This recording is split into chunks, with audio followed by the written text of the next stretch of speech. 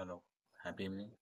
నా పేరు కాలకంటి సందీప్ కుమార్. సో, ముందుగా నాకు జన్మించిన తల్లిదండ్రులకు, దాంతోపాటు నా విద్యాబుద్ధిని నేర్పించిన గురువులకు పాదాభి వందన. అలాగే మన గంప మన ఇంపాక్ట్ ఫౌండేషన్ స్థాపకులైన గంప నాగేశ్వర గారికి నేను జీవితాంతం రుణపడి ఉంటాను.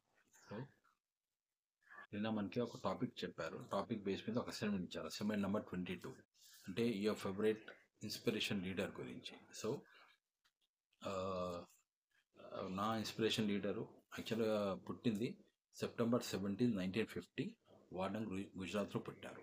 సో వాళ్ళ నాన్న వచ్చేసి ఒక టీ సెటర్ అనమాట.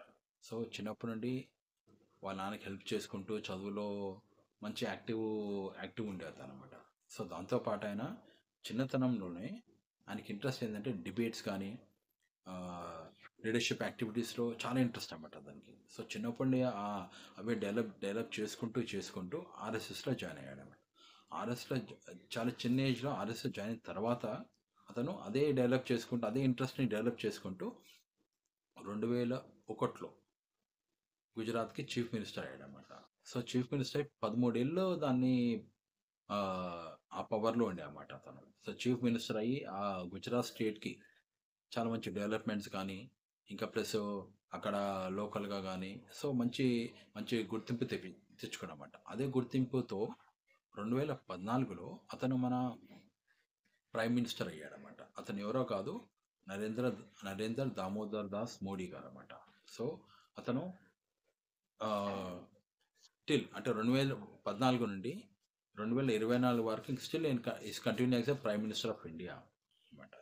సో అతను వచ్చిన తర్వాత స్టార్ట్ చేసిన ప్రోగ్రామ్స్ ఏంటంటే make in India. So make in India ఒకటి, స్వచ్ఛ ఇండియా అభియాన్ కానీ, డిజిటల్ ఇండియా కానీ, ఇంకోటి రామ్ మందిర్, ఇంకా ప్లస్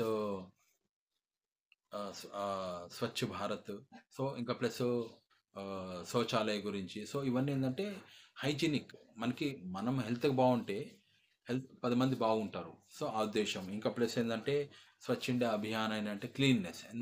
అంటే మనం ఇల్లంతా క్లీన్ చేసుకుంటామో మన రోడ్లు అంతా క్లీన్ చేయాలి. అంత నీట్గా ఉంటేనే దేశం బాగుంటుంది. సో ఇవన్నీ ఏంటంటే స్టెప్ బై స్టెప్ అతను మనలో మార్పు తెచ్చాడనమాట. ఇంకా దాంతోపాటు డిజిటల్ ఇండియా అంటే ఇప్పుడు అందరు క్యాష్ పెట్టుకొని దొరుకుతారు. కానీ డిజిటల్ ఇండియా అంటే మన ఫోన్పే కానీ, గూగుల్ పే కానీ, భీమ్ పే కానీ ఇవన్నీ ఏంటంటే మన డిజిటల్ యాప్స్ కింద వస్తాయి అన్నమాట. సో ఆన్లైన్ పేమెంట్స్ అన్నమాట.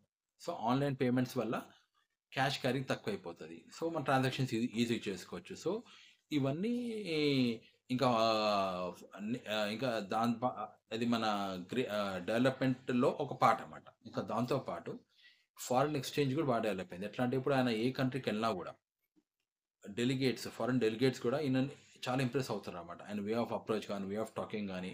సో దానివల్ల మనకి ఇన్వెస్టర్స్ పెరిగారన్నమాట. సో అదొకటి బాగా నచ్చుతుంది. ఇంకా ప్లస్ ఆయన వే ఆఫ్ ఎక్స్ప్రెషన్ కానీ ఏదైనా కానీ స్పష్టంగా మాడతారు, డౌన్ టు ఎర్త్. అంటే పిల్లలుగా మాడతారు, పెద్దవాళ్ళగా మాడతారు. అట్లాగే నార్మల్ పర్సన్గా బిహేవ్ చేస్తారు. ఇంకా ప్లస్ ఆయన 74 years ఏజ్ ఉన్నా కూడా స్టిల్ ఆయన ఇంకా యాక్టివ్ ఉండి యోగా ఇంకా చేస్తున్నారు. అది చాలా గ్రేట్ అనమాట. ఎందుకంటే ఆ ఏజ్లో కూడా అంత యాక్టివ్ ఉన్నారు.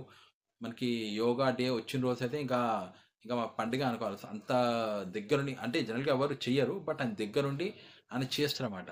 సో అది నాకు చాలా ఇన్స్పిరేషన్ అనిపించింది. సో ఎనీవే, జై హింద్, జై భారత్, వందే మాతరం. Thank you sir.